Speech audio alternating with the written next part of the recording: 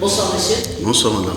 Vous êtes Kamar Ouassangari, secrétaire administratif du parti en train de se constituer, les démocrates, mais vous étiez autrefois conseiller juridique au sein du parti Les Forces Cori pour un Bénin émergent. C'est bien ça? Très bien, c'est ça. Alors aujourd'hui, M. Paul Rumpa était sur la chaîne Canal 3 Bénin. Il a été formel, il a dit que certains membres fondateurs du parti Les démocrates ont fourni des démissions falsifiées.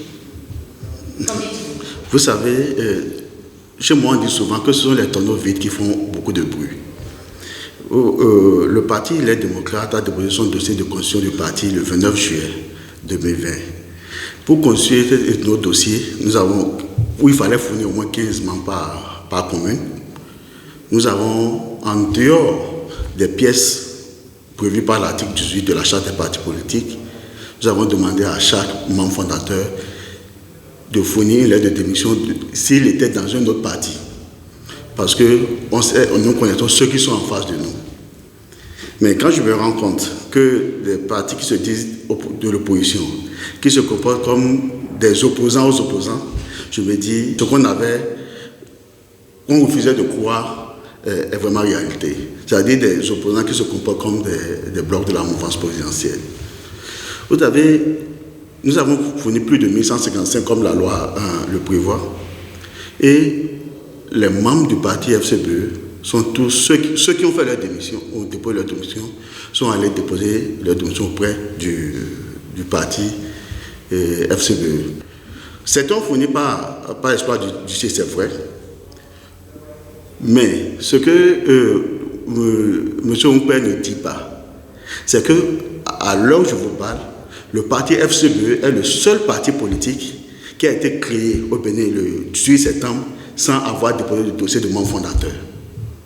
Sans avoir déposé de dossier de membre fondateur. Je dis et je répète, le parti FCBE est le seul parti politique au Bénin à être créé au Bénin sans avoir fourni de dossier de membre fondateur.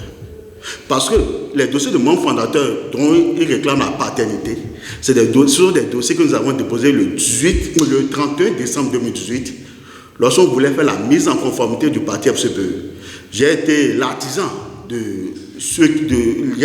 principal à avoir monté les dossiers au niveau de FCBE, donc je connais tous ceux qui étaient membres fondateurs au niveau de FCBE. Lorsqu'il était question en septembre 2019 de créer le fameux récépissé qui leur permet de s'enorgueillir aujourd'hui, ils ont fait du faux. Ils ont fait du faux en prenant les dossiers déposés le 31 décembre 2018 pour la mise en conformité du parti comme des dossiers de membres fondateurs d'un parti qui est en création. Or, l'article 18 de la Charte des partis politiques est clair. Pour créer un parti, il y a un certain nombre de pièces à fournir.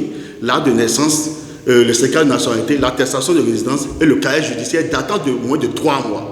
Ce qui veut dire que les dossiers que nous avons déposés le 31 décembre 2018, lorsqu'on fait le FCBE pour faire la mise en conformité, 3 mois après, ces dossiers n'étaient plus valables. Si on prend ces dossiers pour dire qu'on veut créer, qu'on a créé un parti en septembre 2019, imaginez la complicité qu'il y a eu à un certain niveau.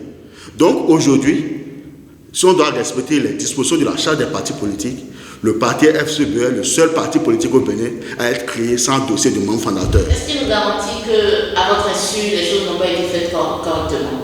Le parti FCBE qui a obtenu son récépissé en septembre 2019, je n'ai jamais fourni un dossier au parti FCBE pour être membre fondateur de ce parti-là.